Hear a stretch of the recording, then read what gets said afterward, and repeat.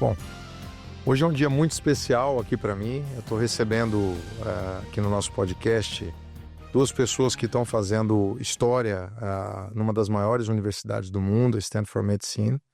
E receber aqui Dr. Ricardo Esper, doutora Michele Carvalho. Para nós é uma honra, acompanhado hoje do nosso amigo e sempre professor Dr. Newton Kawahara.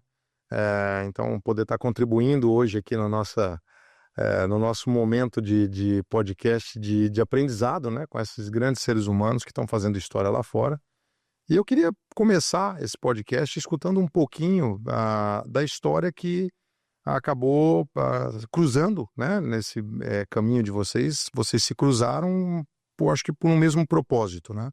E esse propósito foi educação e saúde.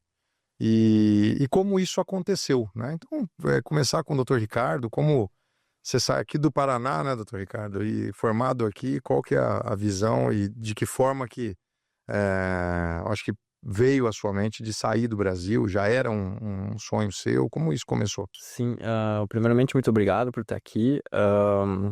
Como você me perguntou informalmente antes do podcast, qual foi o meu ponto de virada? Eu sempre quis fazer minha especialidade médica fora do país e tenho muito orgulho de ter feito as bases na medicina brasileira. Se não fosse a medicina brasileira, eu não teria trilhado os caminhos que trilhei. Então, desde o começo da minha universidade, pelas questões culturais, por minha família ser de origem alemã, eu quis saber como que era a medicina fora do país e queria mais a parte acadêmica para poder desenvolver mais pesquisa e também ser não só a parte de especialista, a parte clínica, mas também educação médica continuada. Então, eu vi na Alemanha, por questões culturais e oportunidade também, uma forma de adentrar a medicina de forma internacional. E me preparei para ir para a Alemanha. Comecei a investigar como era o processo de revalidação de diploma, como que era o processo de ingresso na residência médica. E acabei indo para a Alemanha, para o Hospital Universitário de Jena, o qual eu fiz minha especialidade médica lá. E como a vida é uma caixinha de surpresas, eu tinha prometido para mim mesmo que nunca mais ia mudar de país. E veio a oportunidade de ir para Stanford, e não tinha como dizer não. Então, e durante o processo também acabei conhecendo um outro brasileiro do departamento de anestesiologia, o professor Pedro Tanaka, que fez a proposta para mim para Stanford. E acabei mudando do continente europeu para o continente americano para praticar anestesiologia e pesquisa também. E é uma mudança radical, né? Radical. Você sair da Alemanha para você ir para Califórnia é algo absolutamente radical, né? Radical. Você já falava alemão quando você saiu do Brasil? Porque isso é uma questão uma curiosa, né? Sim, desde pequeno. Foi a segunda língua, eu aprendi desde pequeno com a minha família. Meu avô alemão veio da Alemanha, então desde pequeno eu cresci falando alemão e foi um diferencial lá, porque eu acho que a maior barreira na Europa é a língua. As provas também são difíceis, para o pessoal que acha que não existe prova, tem prova, e as provas, o primeiro passo é a língua. Então você tem que mostrar para eles que você tem domínio da língua, não só o domínio da língua de forma cotidiana, mas o domínio da língua técnica também. Então, o alemão principalmente é marcante. E é muito mais específico, muito mais difícil, né? Você tem que realmente estudar a língua. Sim, então a língua já era uma coisa que eu tinha, e fui estudando o processo, como era o border da Alemanha, como eram as provas, e como eu fazia para revalidar meu diploma para ingressar na residência o mais rápido possível. E eu planejei isso desde o segundo semestre da minha faculdade, que eu queria ir para fora, então eu comecei a trilhar esse caminho para... Um cidadão que queira trilhar um caminho lá fora, como dica, você sugeriria que a primeira barreira dele seria a língua, né? Sabe que eu tive agora na China, e é engraçado, né? O estrangeiro no país, a partir do momento que você domina a língua desse país, você, de alguma forma, é melhor bem tratado, né? Ou melhor tratado, né? E isso é perceptível, né? Até no momento de você fazer uma compra, até no momento de você, por exemplo, estudar numa universidade lá fora. Então, é uma dica valiosa. Eu acho que a gente tem que realmente dominar, como tudo na nossa vida, né? A gente tem que dominar aquilo que a gente quer fazer e quer participar, né? Então, primeiro, parabéns, não é fácil. Obrigado. Acho que só dominar a língua também e não ter a parte técnica, eu acho que você realmente tem um desafio gigante pela frente, porque você foi para os melhores, você encabeçou a ida para os melhores do mundo, né? Então, não à toa você está onde está hoje. Então, os meus parabéns. Muito obrigado. A doutora Michele, na mesma linha, doutor, porque assim, a senhora é nascida em Foz do Iguaçu. Foz do Iguaçu, isso mesmo. Primeiramente, obrigada por nos receber aqui no ponto de virada, né? Perfeito, obrigado a você. Obrigada. A gente está muito feliz de estar aqui fazendo essa visita, né? Representando o Stanford. Vou fazer uma pequena correção, não sou doutora ainda, embora, quem sabe um dia. Sim, é a minha virada, né? Como veio, onde eu vim parar hoje em dia no Stanford, como foi que aconteceu? Eu falo que foi um sonho de criança. Eu sempre falava, um dia eu vou estudar no Stanford. E eu acho que a minha mãe, com medo de eu ir permanentemente, veio junto e proporcionou isso para nós. A língua é muito importante, realmente. Faz uma diferença gigantesca na fundação acadêmica, né? No entendimento, na adaptação da cultura, porque tem toda essa nuance de você estar vindo de um país diferente e realmente estar integrado, né, na cultura para poder aproveitar o que a cultura nova tem a te fornecer. E hoje eu estou fazendo gestão de palestras clínicas na área de anestesiologia dentro do Stanford e com saúde global também. Perfeito. Eu diria que, Dr. Newton, na vida de um profissional que quer ser bem-sucedido, além da parte técnica, nós temos que ter algumas skills, né? Dentre elas, não só a língua, mas a comunicação como um todo, né? Se nós não soubermos nos comunicar, a gente não consegue, às vezes, traduzir aquilo que nós precisamos para aqueles ou liderados ou líderes, né? Então, muitas vezes, onde nós estamos, eu ganhei minha vida dessa forma, né? Me comunicando muito bem. Então, quando eu quis fazer um investimento, quando eu quis mudar a minha vida, né? Onde eu originei, que era uma parte muito técnica, que era o direito, para algo muito amplo, que é o empresariar, né? O gerir. Eu tive que ter um discurso, e esse discurso, eu acredito em vocês, ele não é pronto, né? Você até chega com aquele discurso pronto, mas na hora H ele muda totalmente, porque as perguntas do outro lado, ninguém combina com os ingleses, né? Então eu chego lá num banco ou num investidor, por exemplo, de nada adianta eu ter esse discurso preparado, porque o investidor, evidentemente, ele tem as perguntas próprias e circunstanciais daquele momento dele, né? E a gente tem que estar preparado, né, doutor? Com certeza. Acho que a área médica é uma área interessante, né?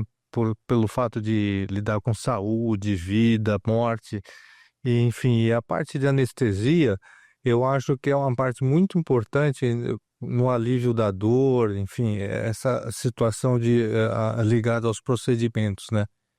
Essa passagem tua do Brasil para a Alemanha, você ficou mais tempo na Alemanha e depois veio para Stanford. Você notou muita diferença entre a cultura médica alemã e americana e, consequentemente, brasileira, Ricardo? Olha, em termos técnicos, elas são basicamente muito parecidas. Mas como a gente vinha comentando, eu acho que o fator cultural ele é muito importante. Como a prática clínica vai ser moldada, vai ser diferenciado com relação à cultura que o paciente vem. Então, foi um crescimento pessoal. E não só da educação médica que eu tive lá fora, mas saber lidar com diferentes culturas e como diferentes culturas enfrentam o processo de saúde e doença.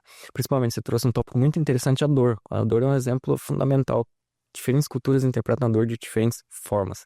Isso vai impactar na prática clínica. Então, às vezes, você toma as condutas na Europa diferentes baseadas na cultura daquele local, mais conservadoras, menos intervencionistas, ao passo que, às vezes, nos Estados Unidos são mais intervencionistas pela própria cultura do local que você está inserido. Então, isso para mim foi um aprendizado muito grande, saber respeitar a cultura que está sentada na minha frente, que é o que a medicina brasileira mais sabe ensinar a gente é olhar para o paciente e conversar com ele. A resposta sempre está ali. A primeira resposta vai estar quando a gente está falando com o paciente e olhando para ele.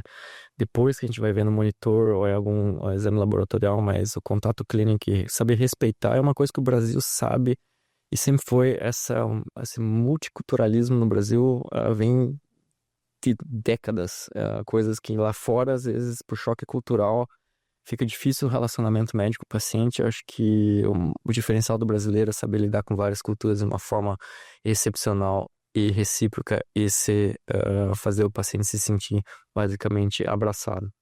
que é o diferencial da medicina brasileira, é o poder humano, o acolhimento. Uhum. É, E eu tenho algo para acrescentar, que é sempre, você falou da comunicação, né? E nós, como vindo da formação pedagógica que eu tenho, nós temos expectativas e o labirinto entre essa expectativa e comunicação, né? Que é um abismo, que nós não sabemos nos comunicar. Então, hoje é muito falado, né? Da saúde emocional, de ter inteligência emocional. Eu acho que é um tópico bem predominante agora, justamente pela importância. E o fato da gente saber escutar, saber comunicar, já resolve 90% dos conflitos que tem, inclusive dentro da área, né, médica. E como o Dr. Ricardo pontuou, e o Dr. Milton e nós aqui, saber escutar. Saber escutar. Porque a partir do momento que você está escutando a necessidade do outro, você vai saber como ajudar e como corrigir, né? exatamente. E é bem interessante, a doutor Michele tem, eu chamo de doutor porque aqui no Brasil nós temos, eu pelo menos eu sou assim, né? A gente chama de doutor quem não deve chamar muitas vezes, né? Quem deve ser chamado às vezes não é chamado, né?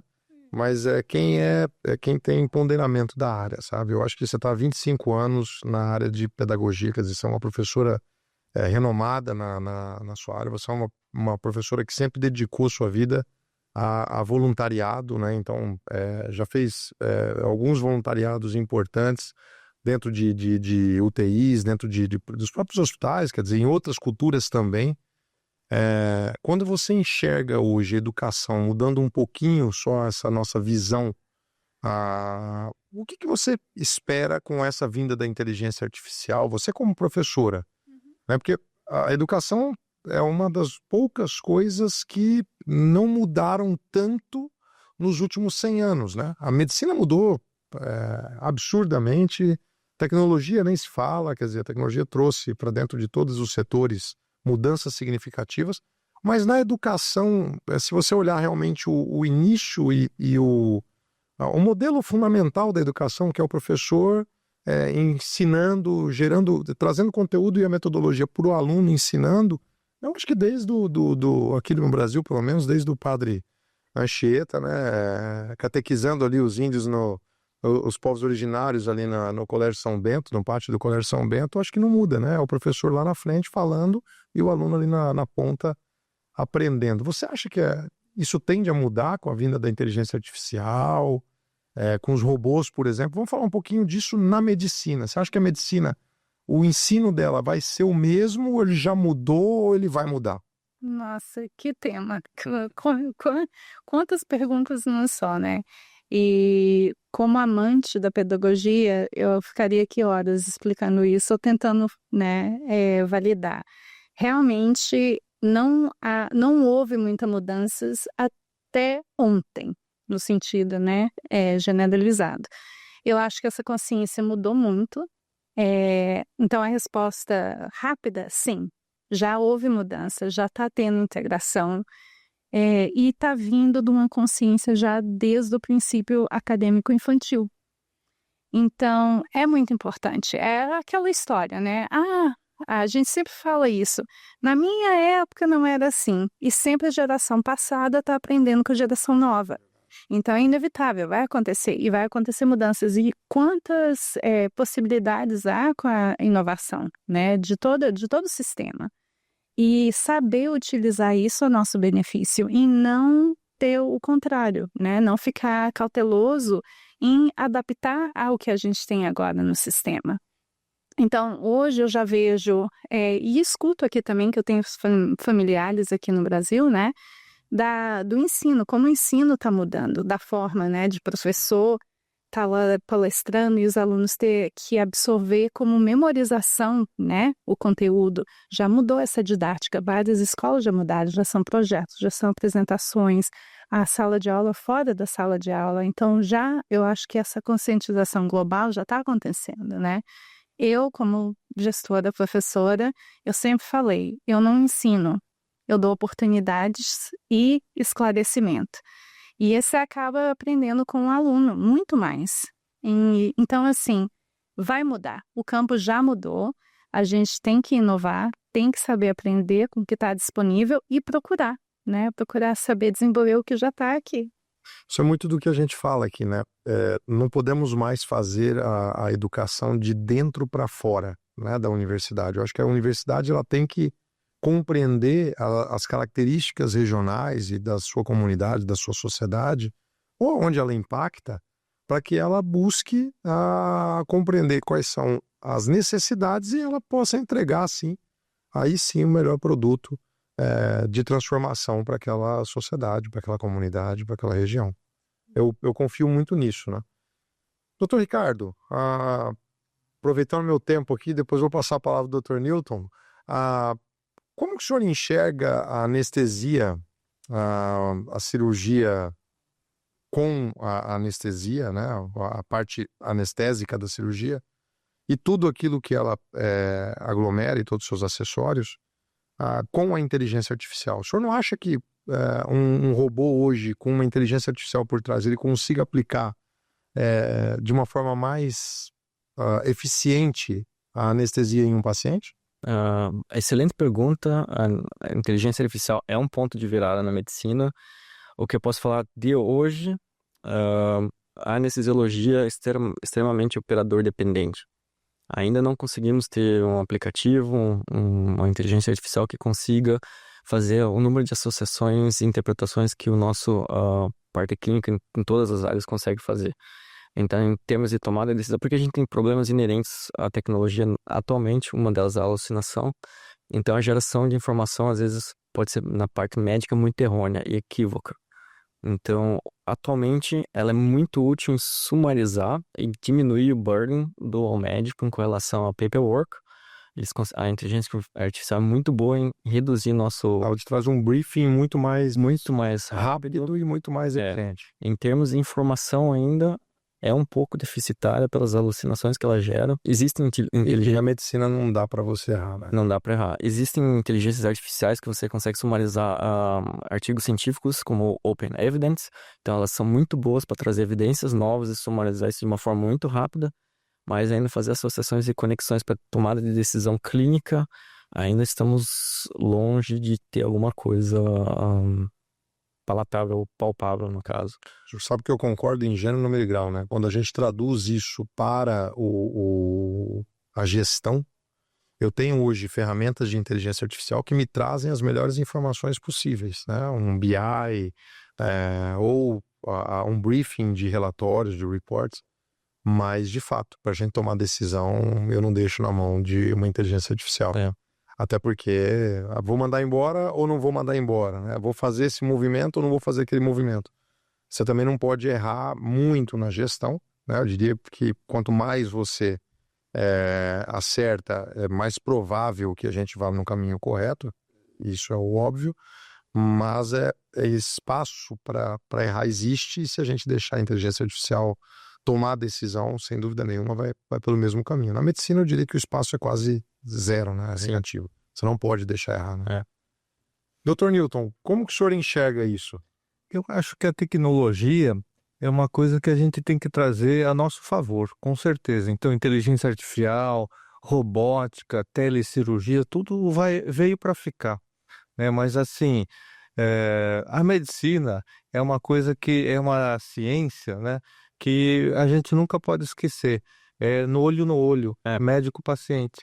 Então, nós nunca vamos poder esquecer que dentro da medicina a gente cura quando é possível, alivia quando é necessário, mas consola sempre. Como é que uma inteligência artificial vai consolar o paciente? Exatamente. Não é? Não sei qual a tua opinião, Ricardo. Igualmente, concordo em gênero e número. Eu acho que a inteligência artificial ela não tem esse caráter humano que nós temos. E às vezes, como eu falei para você, cultural também vai pesar na tomada de decisão clínica. Isso talvez a gente nunca consiga mimetizar, porque o ser humano ele é imprevisível. As reações são imprevisíveis também. Então, acho que isso eles não vão conseguir fazer um algoritmo que consiga prever isso, porque senão, acho que a humanidade acabaria. Não, eu concordo em gênero, eu acho que é impossível mesmo, porque nós temos tão infinitas possibilidades da gente criar algo, ou pensar, ou trazer algo diferente, né, que a própria inteligência artificial ela não consegue acompanhar esse infinitismo, né? Sim. Essa infinidade. Sim, o Dr. Newton, da gente começar, me fez uma pergunta que me fez lembrar da minha infância, né? Crescendo com familiares que estão na área médica. Então, os nossos ouvintes não vai ouvir, eu vou fazer. Quantas vezes eu vi meu tio fazendo assim para um paciente? Segurando a mão e falando, né? Você vai ficar bem, tome esse remédio, né? Vai ficar tudo bem. Só aquela confiança, aquele calor humano de estar fazendo aquela conexão com o paciente, né? Já faz toda a diferença. Então, sim, né? O remédio cura. Ou também na licenciatura, na pedagogia. Quer dizer, se você não tiver esse calor humanizado, você sabe que eu sempre defendi dentro da educação o retorno do presencial. Eu acho que o presencial ele é tão fundamental, né? Evidente, não 100%, porque hoje, com dinamismo e com as circunstâncias atuais assim, os problemas, inclusive, que a gente enfrenta de trânsito e de logística e de tudo mais, eu diria que é muito difícil da gente voltar ao nosso tempo de universidade, ao nosso tempo de faculdade, onde nós íamos todos os dias na faculdade, ficávamos lá 5, 6 horas por dia dentro da faculdade. Hoje está muito mais difícil, mas eu sou um eterno defensor. Agora, é bem verdade que o Ministério da Educação ele excluiu o 100% do EAD do nosso cenário nacional. Isso é muito positivo, né? Então, está voltando a ter um semipresencial, uma obrigação, já voltou. E eu defendo isso. Eu defendo que o aluno, se ele não tiver o laboratório, né, o que vocês chamam lá de hands-on, que é a prática nossa, sinceramente, ele vai ser meio aluno, ele não vai ser um aluno integral, né?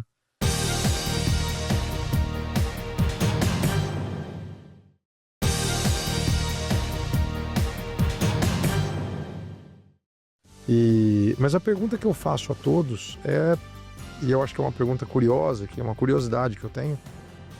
Vocês, hoje, com a inteligência artificial e de onde ela já chegou e onde ela pode chegar, vocês têm convicção de tirar um laudista, por exemplo, e fazer uma leitura de um laudo 100% com a inteligência artificial? Que isso já está acontecendo em alguns lugares. Eu acho Ou de um exame laboratorial? quando entrou a inteligência artificial, numa das especialidades que era a radiologia, muitos questionou se ia continuar o especialista em laudar imagens, né? E o que aconteceu foi o medo no início, mas hoje é muito nítido que isso aí melhorou a atuação do profissional. E pelo contrário, aumentou a procura, mas porque eles estão laudando melhor, eles estão interpretando melhor. Então, eu acho que a inteligência artificial, quando bem usada, na verdade, ele está ajudando a melhorar o profissional. Ele não está competindo com o profissional, né? Principalmente na área de saúde, área médica, né? Mas eu diria que também na área da pedagogia, né? Eu também sou professor, Ricardo, enfim, depois o Dr. Melk.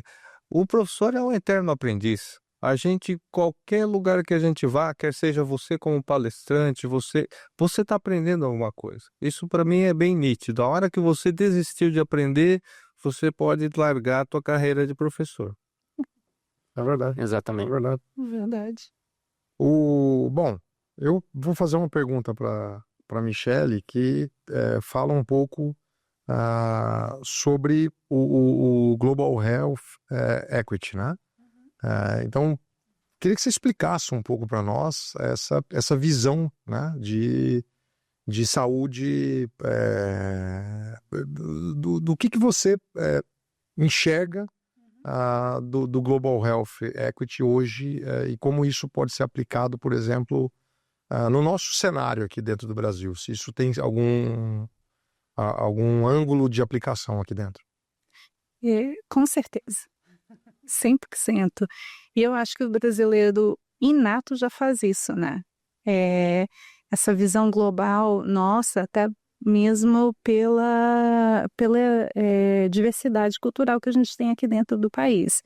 E é algo curioso que inclusive uma colega que estava nos acompanhando, a Anna Crawford, né, que foi palestrar no CBA em Salvador agora recentemente, falou que, perguntando e dividindo questões culturais, né, ela é uma das líderes do Global Health Equity, diretora do programa do Global Engagement dentro do Stanford, e essa questão é que nós somos brasileiros, e quando nós estamos lá fora, é muito fácil de conectar com outras culturas.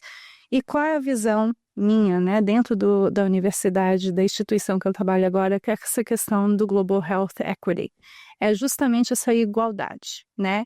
É difícil padronizar a igualdade para todo mundo, mas prestar atenção na necessidade daquele que está necessitado. Então, de novo, voltando, escutar.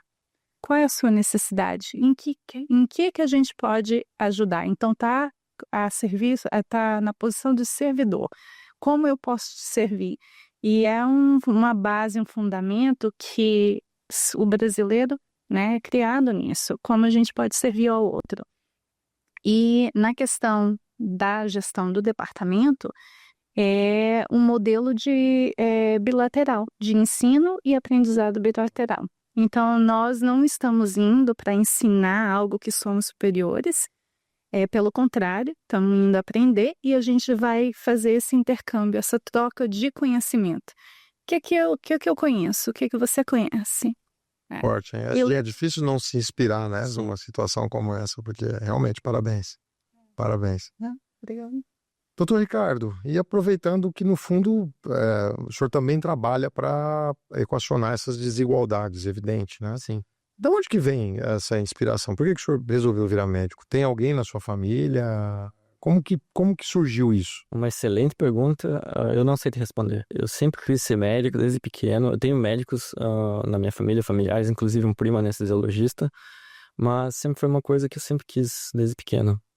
Apesar de não ter acesso direto ao hospital, eu sempre quis desde pequeno ser médico e sempre trilhei esse caminho. E sempre quis, desde o segundo semestre da faculdade que tive fisiologia e farmacologia, sempre quis ser anestesiologista. Já desde lá de trás, desde lá de trás. sabia que qual era a especialidade. Qual era a minha especialidade.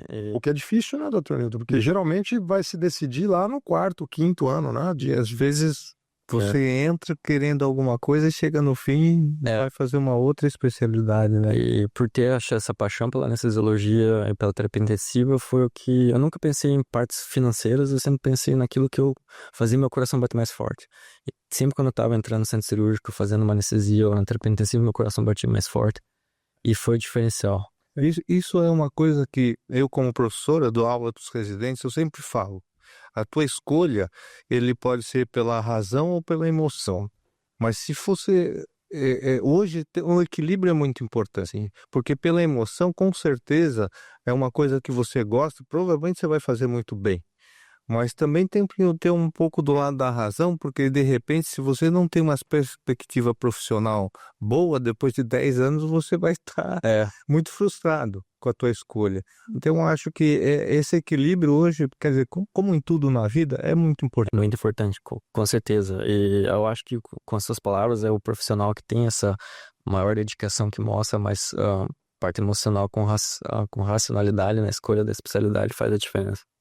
Eu falo na área da pedagogia, né, para professores de primeiro ensino e nos Estados Unidos é high school, né, então a oitava, nona, que o seu trabalho como professor é de fazer o aluno se apaixonar pela matéria, não é de ensinar, porque como o sistema ainda é de memorização, né, porque a porcentagem não sei, para ficar devendo os dados, se alguém precisar, a porcentagem de quem já nasce, já cresce sabendo o que vai ser, né, o que escolher é pequena. Então, você tem a maioria dos alunos ali que está à mercê, né, literalmente esponjas ali na sua frente. Então, qual é o seu trabalho de gestor? Façam com que eles se apaixonem pelas matérias sendo apresentadas, porque vão ser profissionais que vão gostar do aprendizado, que vão ser profissionais que vão procurar sempre um ensino, né, tá aprendendo, e seja a área onde eles vão eventualmente estar praticando, vão ser profissionais que vão saber também liderar. Sem dúvida. Você sabe que isso mostra o tamanho de vocês, né? Quando vocês falam exatamente sobre como vocês chegaram ao ponto de decisão, né, de vida, você veja que nenhum deles ele foi movido ou propositivo ou proposital, proposto por conta da parte econômica. Eu acho que a economia ela vem depois, né? A parte financeira ela vem depois. E isso, sem dúvida nenhuma, quando você traz para os negócios, e aí eu posso falar dos empresários em geral, os empresários de sucesso no mundo, nenhum deles é movido pelo dinheiro. Nenhum deles. Né? Então, no top 10 do mundo, os 10, nenhum deles é movido ou movimentado pelo dinheiro. Muito pelo contrário, é pelo propósito por trás de tudo aquilo. Então, isso mostra, de fato, o tamanho de cada um de vocês, profissionais renomados nas áreas de vocês. E aproveitando o ensejo, eu queria fazer uma pergunta para o Dr. Ricardo sobre os seus artigos científicos, né? O senhor já escreveu sobre ventilação, sobre a sedação. O senhor tem alguma, na sua visão, o senhor acha que algum movimento que já foi escrito por o senhor em relação a essas pesquisas que o senhor fez, isso tem a tendência de ser uma realidade no futuro? Olha, a minha linha de pesquisa basicamente gira em torno de disfunção orgânica. Como a gente tinha conversado, a terceira maior causa de morte no mundo é mortalidade perioperatória. Quando a gente fala perioperatória, o período perioperatório é o pré-operatório, o intraoperatório e o pós-operatório. Então, a terceira maior causa de morte no mundo é isso, e foi Impressionante isso. E foi o que me deu vontade de estudar a disfunção orgânica. Eu nunca entendi porque às vezes o paciente no intraoperatório tinha uma parte hemodinâmica que a gente fala pressão sanguínea estável, e a nível microhemodinâmico, a nível celular, ele tinha sofrimento celular, desenvolvia no pós-operatório disfunção orgânica, disfunção renal, complicação operatória pulmonar. Eu nunca consegui entender o porquê disso. Esse foi meu driving para fazer a minha linha de pesquisa. E então, Ou seja, aparentemente ele estava tudo ok com ele, ele está estudando os detalhes. os detalhes ele desenvolvia no pós-operatório alguma disfunção orgânica, que às vezes ou aumentava a mortalidade ou a morbimortalidade, tempo de internamento hospitalar e etc. Isso foi o que me fez entrar na pesquisa médica e tentar ir nessa linha de disfunção orgânica para ver biomarker, ou seja, algum valor laboratorial, indicador que possa fazer detecção precoce, ou fazer pesquisas mais epidemiológicas para saber qual eram as disfunções orgânicas mais presentes. Como a parte acadêmica é uma coisa muito demorada e demora, então a gente está tentando trabalhar para fazer pesquisas com mais impacto que possam mudar a prática clínica, mas isso, como o professor Newton sabe, demora e é um processo longo. Eu estou engatinhando nisso aí. Mas eu quero dar os parabéns pro Ricardo. Eu, como cirurgião, assim, a nossa banda é assim, cirurgião de um lado, anestesista do outro. Sim. Ou seja, aqui juntos, né? caminhamos juntos. Então, parabéns pela tua dedicação, pela tua linha de pesquisa. Isso impacta muito na cirurgia como um todo, né? Sim, eu acho que a gente tem muito a aprender observando a natureza. Então, nas relações ecológicas, o cirurgião e o anestesista eles têm que ter uma relação de mutualismo, que são dois seres que vão trazer um benefício conjunto que é o paciente, que é a segurança do paciente para um melhor desfecho clínico. Então, a relação não pode ser de conflito, tem que ser de mutualismo, que é a cooperação para um pró maior, que é um outcome, um desfecho clínico melhor. E aí, lá fora é um exemplo disso. Show. Doutora Michele, vocês saíram do Brasil, né? Tá há 30 anos já nos Estados Unidos, fazendo a sua carreira lá, toda a sua carreira feita lá fora. Tem alguma dica para esses estudantes que hoje fazem medicina, estão no início aqui da sua carreira de estudante e de outras áreas também? Quer dizer, o que a senhora diria para esses jovens que querem buscar uma luz no meio dessa concorrência hoje que é gigantesca no mundo inteiro, eu diria, mas aqui para os brasileiros? Sim. Hoje você é renomada, você está fazendo a diferença lá em Stanford, que é uma das melhores universidades do mundo, né? Está entre as 5 melhores do planeta. Então, o que você pode falar para esse jovem? Né? Uhum. Eu vou pedir perdão para o nosso músico antes da palestra do Ricardo, que veio tocar uma música, mas falou um pouquinho, né? O pastor que cantou. Perfeito. Pastor Alan. É isso. Ele falou da diferença que a gente faz, né? Mesmo que a gente ache que é pequena, para se conscientizar que você tem um lugar no mundo. E ela não é pequena, ela é grande.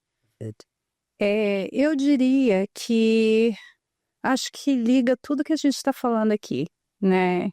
O seu propósito, algo que faça seu coração pulsar. Qual que é o por mais que você não saiba, né? Qual é o seu chamado, qual que é o propósito, a visão, porque às vezes, como estudante, é difícil ter toda essa consciência que a gente tem, inevitavelmente, pela idade, né? Pela vivência, experiência dos anos. E então é assim, qual é o foco? E às vezes eu acho que quando a gente está num país e tem que considerar, né, mudança, de deixar a família, se reestruturar, considerar a parte financeira, são vários fatores que afetam a decisão, né? Então, o que eu sempre falo é que o mundo é a nossa casa. Eu sempre considerei isso, o planeta é minha casa. E onde você estiver, faça casa e seja orgulhoso daquela casa. Então, seja o país que você escolher, aquela se torna sua casa. E representa onde você está. Faça com orgulho. Siga as diretrizes local, siga as diretrizes de onde você é. Tem todo um preparatório, óbvio. Estuda, procura saber, né? Se informar de onde você queira ir, procura conhecer. É algo que a gente faz. Respeitar aquele espaço que está te acolhendo, né? Que está te permitindo, né? Estude onde você vai, onde você quer ficar, onde você quer, né, dar entrada, seja temporária, seja permanente. E é algo assim, se você for com a mente aberta e disposto a aprender, não vai dar errado. Você vai estar sempre aprendendo com algo que vai acontecer, né? Vai ter sempre experiências que você vai poder tirar para a sua vida inteira. Não sei qual foi o filósofo que falou no Vale do Silício, nem é filósofo, ele é cientista. Ele falou que não existe erro, né? Que existe aprendizado. A partir do momento que você vê a vida dessa forma, você ganha um poder e uma força que ninguém te para. Se você olha em tudo que você faz como aprendizado e não como erro, e reprogramar o seu pensamento, né? Eu poderia ter feito dessa forma. Pelo contrário, você veja como aprendizado, então fala, a próxima vez que isso acontecer, eu vou fazer assim, assim, assim. Você sabe que eu vi agora da UTEC, né?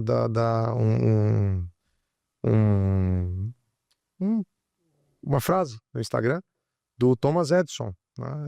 E nesse anúncio da UTEC estava exatamente o seguinte: eu não fiz 10.000 coisas erradas, né? Eu aprendi 10.000 vezes aquilo que eu não devo fazer na 10.001, né? E aí eu acerto. E eu acho que é muito isso, a lesson learned, né? Eu tenho essa métrica, eu acho que tudo que vocês falaram aqui é muito importante, porque muitas vezes a gente faz aqui o podcast pensando que, poxa, não tem a ver com gestão, eu sou médico, eu sou acadêmico, eu sou clínico, eu sou professor. Tem tudo a ver. Tem tudo a ver. A nossa vida, ela é transversal. A nossa vida, ela é multidisciplinar, sem dúvida nenhuma, né? Eu acredito e defendo a educação da multidisciplina, onde eu tenho que saber me comunicar bem, né? As universidades hoje, elas pecam porque elas não têm um ensino vocacionado brasileira. Não tem um ensino vocacionado para a comunicação. Eu não tenho hoje um curso de oratória dentro da matriz curricular. Isso deveria ser obrigatório, né? Como que você quer ser um líder, ou você quer ser um empreendedor, ou você quer ser um grande médico, ou você quer ser um grande professor, se você não sabe se comunicar, né? Se você e assim, a comunicação ela é uma cadeia, né? Ela é o final da cadeia. É de quem lê bem. Quem lê bem escreve bem. Quem lê e escreve bem fala bem, né? Então acho que é uma consequência lógica daquilo que você planta lá atrás, né? Então dizer para vocês que é sempre um aprendizado muito grande. Eu acho que vocês têm duas histórias fantásticas, né? O Dr. Newton já é um carreirista consolidado, né? A gente chama o carreirista de consolidado de emérito, viu, Dr. Newton? Então, a pessoa emérita é aquela que escolhe o tempo de trabalhar, quando ele quer fazer, quando ele não quer, de sim ou não para as agendas. Eu ainda não sou emérito, então eu tenho algumas obrigações de agenda, né? Então, meu schedule aqui, na hora que o cara marca, ó, esse aqui você precisa ir, eu tenho que estar lá.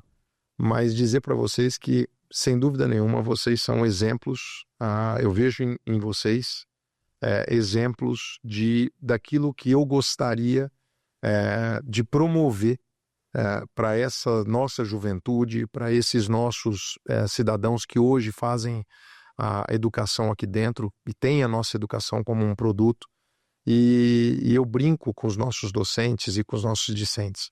O produto da educação, ele não é só transformador daquele setor, é da sua vida como um todo. E você transformar um cidadão, para você transformar ele num indivíduo integralmente disposto com a sociedade, você vai fazer diferença na sociedade. Então, dizer para vocês que vocês, hoje, aquilo que você falou, Michele, às vezes a gente não tem noção do nosso tamanho perante um público ou perante uma comunidade. Acreditem, é muito grande. Vocês fazem realmente uma diferença. Quando os jovens enxergam vocês aqui, eles veem na beleza e na juventude do Dr. Ricardo um médico vencedor, está lá na melhor universidade do mundo, passou pelas melhores universidades onde você quis passar, ou seja, você conseguiu atingir, isso me arrepia quando eu falo, porque é um jovem, é um cara que está vencendo lá fora, está criando o seu nome e o seu legado, e esses jovens eles vão te ver como um exemplo. Isso é fato. Então, por mais que você não enxergue assim, você já é um líder de uma comunidade de jovens que estão fazendo medicina, sem dúvida nenhuma. Da mesma forma, os professores. Você tem hoje aqui dentro do nosso Brasil um problema. A senhora sabe, hoje aqui a licenciatura é um problema. Ninguém quer fazer. Paga-se mal, a remuneração ruim.